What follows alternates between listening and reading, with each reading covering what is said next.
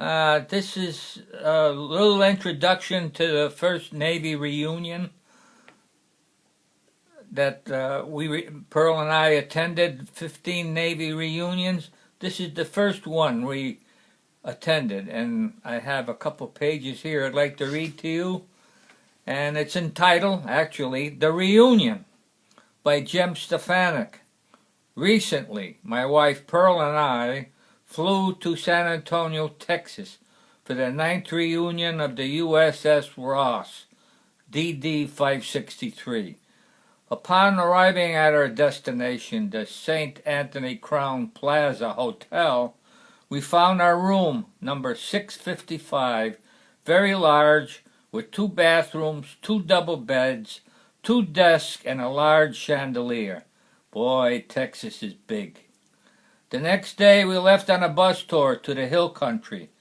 The first stop, of course, being military, was the Admiral Nimitz Museum in Fredericksburg, where we viewed all the memorabilia from World War II. After a short lunch in a Mexican restaurant, we were off to the LBJ Ranch. Upon arrival, a recorded message in the voice of LBJ told of why he loved the hill country. The grass is a little greener. The sky is a little bluer. The air is a little cleaner.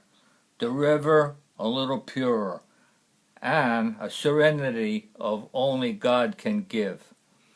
When we returned to the hotel, everyone met at the hospitality room for refreshments, where I met Wiley Barnes, my old boss, Bob McKee, and Elmer Swearingen, both electricians mates.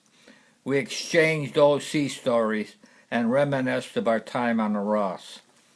Day 2 included a bus tour of San Antonio, a stop at a Mexican market, and the San Antonio Mission.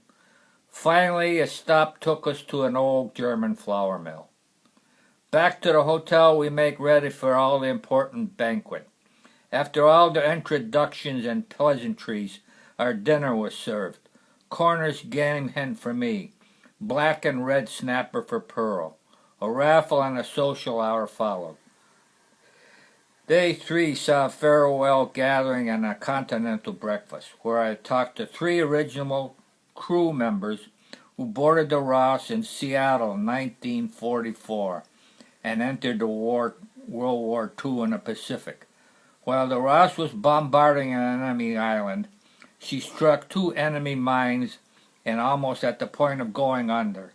The crew successfully kept her afloat. 25 crew members were killed. Meeting with 2 shipmates, Leo and Pete, I was informed that in 1977 the Navy declared the Ross surplus. She was towed to Puerto Rico and sunk for gunnery practice. She now lays at the bottom of the ocean as a fish reef. The reunion was a huge success. For 3 days I was young again. For 3 days I sailed the ocean with my shipmates. The Atlantic, the Caribbean, the Mediterranean, the Suez Canal into the Indian Ocean. For 3 days I was in a hot, steamy, noisy engine room. For 3 days I was ready for man-your battle stations. Finally, I was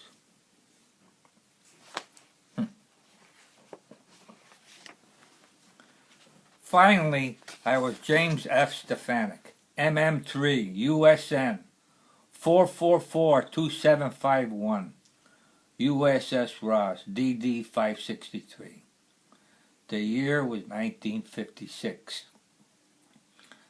I was 18 years old.